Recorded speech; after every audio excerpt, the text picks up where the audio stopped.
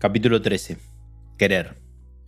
Partiendo de la identificación de que somos seres que hacen, piensan y sienten, el trinomio acción, pensamiento y emoción, la dificultad más clara que se presenta es la de lograr la estabilidad.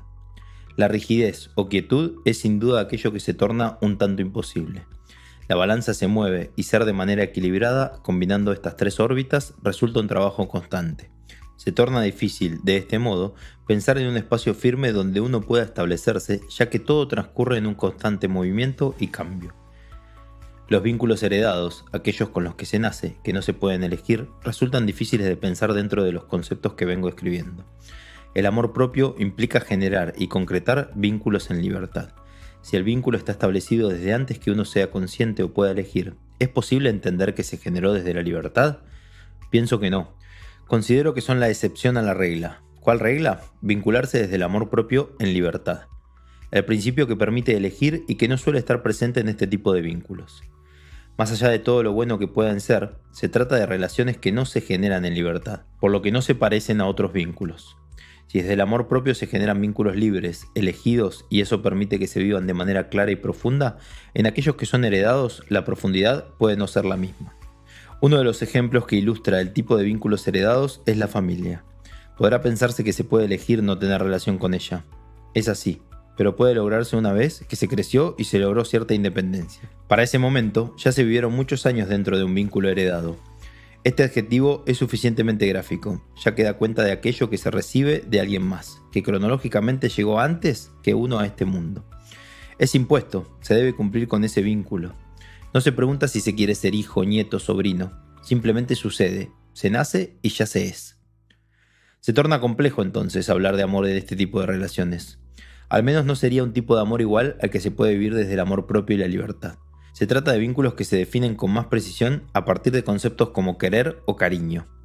No se trata de minimizar o restarle importancia a este tipo de afectos. Al contrario, le doy gran importancia y por eso elijo escribir un capítulo completo dedicado a ellos. Pero desde mi mirada, la palabra amor les queda rara. Una de las confusiones más grandes en las que se puede caer es la de entenderlos como vínculos de amor y querer repetir esta forma en relación a otros vínculos. Se vuelve fundamental diferenciar los vínculos heredados de los elegidos para lograr libertad en las relaciones afectivas. Los que son heredados traen consigo una carga de deber que le quita espacio de libertad o a la elección. De manera consciente o inconsciente, estas formas vinculares ligadas a lo que se debe hacer son las que primero se ven y se aprenden. Por eso, el primer contacto emocional es con modos de vincularse en las cuales generalmente no se elige ni se vive en libertad. Por el contrario, como condición inicial, el amor propio se debe referir a la libertad. Sin ella no es posible construirlo, generarlo o trabajarlo. También es probable que sin amor propio los vínculos resultantes sean insanos. Es importante destacar que un vínculo insano no es necesariamente tóxico. Las dos categorías son respetables y es importante diferenciarlas. Tóxico es un vínculo en el cual uno daña al otro desde el egoísmo. Insano es uno falto de libertad, con condicionamientos o parámetros impuestos que probablemente no sea bueno para ninguna de las partes. Solo es una forma vincular copiada, repetida y sin beneficios. Si la emocionalidad aprendida es consecuencia de lo visto y copiado en los vínculos heredados, las relaciones se construirán sobre cimientos débiles. Rápidamente puede torcerse, dañarse o caerse. Si la construcción no es firme porque su base no es sólida, entonces mantenerse dentro de ella supone un riesgo constante. Cuando era adolescente, en mi casa había una máquina de soldar, y yo quería construir 2 arcos para armar una mini cancha de fútbol. Nunca en mi vida había soldado, entonces le pregunté a mi papá y a mi hermano cómo hacerlo. Ellos me dieron todas las indicaciones, pero ninguno de los dos podía ayudarme a hacerlo.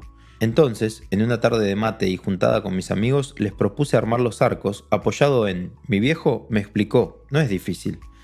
Los fierros estaban cortados a medida, los pozos hechos, solo había que soldar y enterrar. Rápidamente descubrí que no era tan sencillo como parecía y me llevó mucho más tiempo del que había supuesto. Cuando empezaba a oscurecer, logré terminar la soldadura y enterrar los arcos. Lo primero que comprobé es que a simple vista era una soldadura desprolija y parecía endeble. Pero estábamos emocionados por el logro y con mi amigo empezamos a jugar un arco a arco. Al tercer tiro dio en el travesaño. Una de las puntas se soltó y ese fierro, por suerte liviano, cayó en mi cabeza. Dejamos de jugar, claro. El arco quedó desarmado y yo me fui a bañar con un flor de chichón en la cabeza. Nunca más volví a soldar. Realmente no me interesó aprender a hacerlo. Al día siguiente, mi papá se encargó de acomodar el trabajo y dejó los arcos firmes. Yo no sabía soldar. Había visto a mi papá y a mi hermano hacerlo, y cuando quise realizarlo por mi cuenta, pedí una simple explicación. Ambos, a su manera y con una pedagogía acotada, me explicaron aquellas cosas básicas que no debía perder de vista si iba a soldar. Que ellos supieran no hizo que yo sepa. Que me expliquen hizo que yo entendiera. Sin embargo, llevado a la práctica, no logré el resultado esperado. ¿Cómo hubiese mejorado esto? Si me proponía practicar más de una vez, equivocarme y volver a hacerlo. Si procuraba conocer más la acción desde la práctica, repetirla. Entender cómo yo, con mis capacidades y mis herramientas, podía hacerlo. Practicar hasta que saliera bien. La manera de amar se traslada como quien pasa una receta de la abuela o el conocimiento de cómo soldar, por observación y por explicación. En lo emocional no hay una explicación de qué se tiene que sentir, sino que hay una experiencia de lo que uno siente. Para uno, cuando se está perdido en una emoción que no se reconoce, saber lo que otro siente es un faro y parece mucho una explicación. Por eso se copia, por eso la infancia es tan importante en estos procesos. En ese momento no se tiene la capacidad de razonar y ser quienes forjen las propias experiencias. Por el contrario, uno es quien observa y escucha las explicaciones de los demás. Los adultos son ese faro, un padre, una madre, un amigo más grande, un primo, una prima, cualquiera que haya vivido la experiencia o que tenga un amigo o amiga que la vivió. La información vale oro, porque la incertidumbre y la sensación de no saber es abrumadora. Se puede pensar en cuánto cuesta responder no sé cuando a uno le preguntan ¿qué te pasa? Saber o poder explicar es muy necesario. Entonces, si no se sabe, cualquiera que sepa puede ayudar a entender, comprender y saber. Los vínculos heredados se nutren de observación e información de otros. La familia como referencia directa y esta como parte de una sociedad. La sociedad expresa contento o descontento a algunas acciones. La familia observa y copia. La familia expresa aceptación o rechazo a cada una de las situaciones y sus miembros aprenden, copian. Una vez alguien me dijo, la familia son personas que forman un grupo o un grupo que forman personas. Clarísimo. En el amor propio se comparte la individualidad. No hay un condicionamiento o patrón, sino que la libertad se expresa en individuos que eligen compartir. Por eso, en vínculos donde la individualidad parece imposible, hablar de amor propio resulta difícil. ¿Esto supone que los vínculos heredados nunca son libres? No, claro que no. Sería una necedad pensarlo así. Todos venimos de una familia, de un grupo, de una sociedad, motivo por el cual, de sostenerse esa idea, no se podría ser libre nunca. Por el contrario, desde el amor propio y la búsqueda individual, es posible modificar los vínculos. Así, es posible pensar en el amor real aún en vínculos heredados. De todos modos, si no se logra concretar ese proceso, el amor que se expresa en vínculos heredados no será más que un cúmulo de deberes, emociones aprendidas y repetición. Además del tipo de vínculo, por caso familiar heredado, también el nombre que reciba determinada relación suele ser un condicionante.